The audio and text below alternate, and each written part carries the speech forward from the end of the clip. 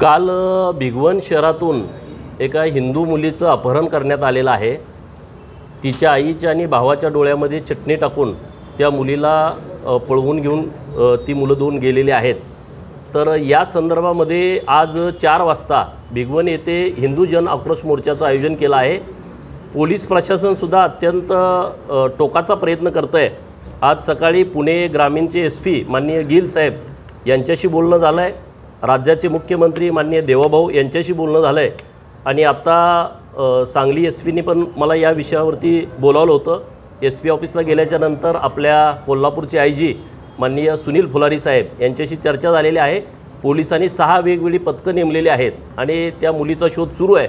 लोकांच्यामध्ये तीव्र संताप आहे। आज मी आता इथून भिगवणला निघालो आहे। हिंदू जन आक्रोश मोर्चाचं मोठ्या प्रमाणात आयोजन केलं आहे। वारंवार महिलांच्यावर अत्याचार होत आहेत, हल्ले होत आहेत, सातत्यानं ही परिस्थिती आहे आणि म्हणून लोकांच्यामध्ये जागृती व्हावी, मुलींच्यामध्ये जागृती व्हावी, मुलींच्या पालकांच्यामध्ये जागृती व्हावी आणि कशा पद्धतीनं हे षडयंत्र आखलं जातं आहे याची लोकांना माहिती व्हावी, यासाठी सातत्यानं अनेक लोक प्रयत्न करत आहेत। जितक्या प्रमाणात जागृती होणं आवश्यक आहे तितक्या प्रमाणात जागृती नाही आहे आणि म्हणून मुलींना पण विनंती आहे की तुमच्या सोशल साईटवरती फेसबुक असेल, ट्विटर असेल, इंस्टा असेल किंवा अन्य काही तुम्ही सोशल साईट्स वापरत असाल त्या साईट्सवरती तुम्हाला टार्गेट केलं जातं आहे।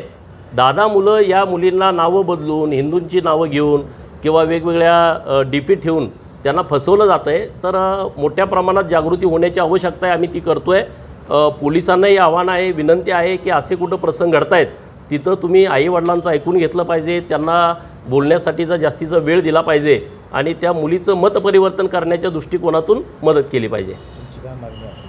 माझी आज हीच मागणी आहे की ती मुलगी आईवडिलांच्या ताब्यात तात्काळ दिली पाहिजे पोलिसांनी आणि ज्यांनी कुणी हे कृत्य केलं आहे त्यांच्यावरती गुन्हा दाखल करून त्यांना अटक केली पाहिजे, ही आज आमची मागणी आहे।